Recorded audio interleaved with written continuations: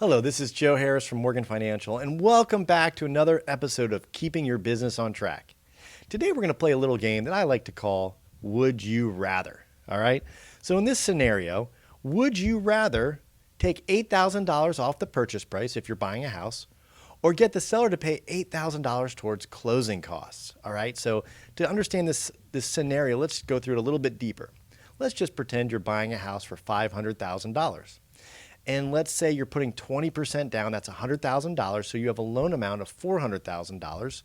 And let's just pretend, and I'm not quoting rates, this is not today's rate. If you want today's rate, call one of our loan officers here at Morgan Financial, and they can quote you a rate. But let's just pretend that you have a 7.625% interest rate, for example purposes, and that gives you, and you're not paying any points to get that rate, and that principal and interest payment is $2,831. All right. So in the first scenario, you negotiate $8,000 off the purchase price. So instead of paying $500,000, it's $492,000 purchase price. Now, if you're putting 20% down, that's going to be a new loan amount of $393,600. And that is at that same rate. Let's just pretend it's the same rate. And this is higher than market rate today, but I'm just doing it for example purposes. That a principal and interest payment is $2,786. So congratulations, right? You just saved $45 per month in this scenario. That sounds pretty good. So your negotiation got you $45 a month. Let's go to a different scenario. So let's just pretend instead of knocking down the sales price to, from $500,000 to $492,000, you tell the seller, hey, listen, I want you to pay $8,000 towards my buyer or my closing costs, prepaids, and escrows, right? So the seller will net the same, $492,000. But in this scenario, you still have a $500,000 purchase price. It's just you have $8,000 to use towards your closing costs. The borrower does. And let's just pretend use that money to buy down the rate. And what that means is it's a permanent buy down where the borrower pays money up front to get a lower interest rate. It's paying points. Right? So you still have a $500,000 purchase price. The loan amount's still $400,000.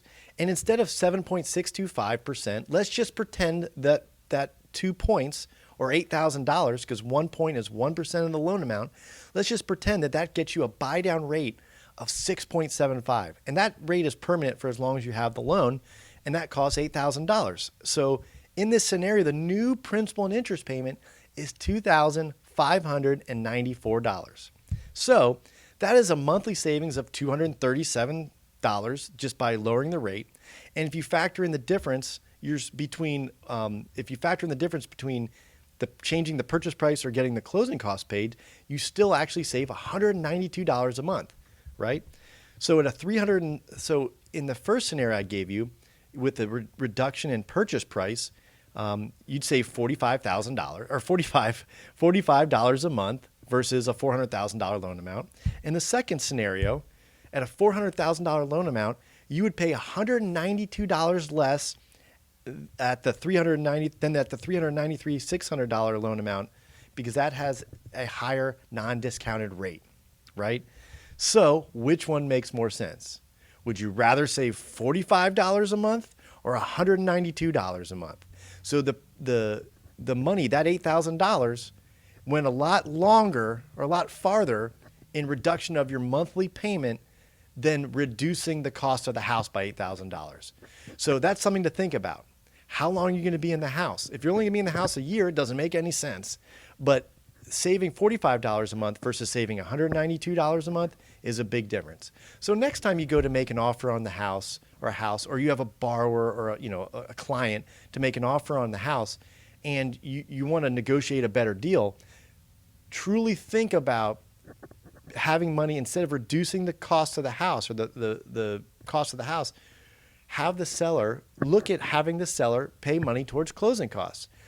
At the very least, that's going to be less money out of pocket at closing, or you can use that money to buy down the interest rate and get a better deal for yourself. So I hope this makes sense. If you have any questions, comments, concerns, please post them down below or wherever you are, and share with other people that might find value or interest in this topic.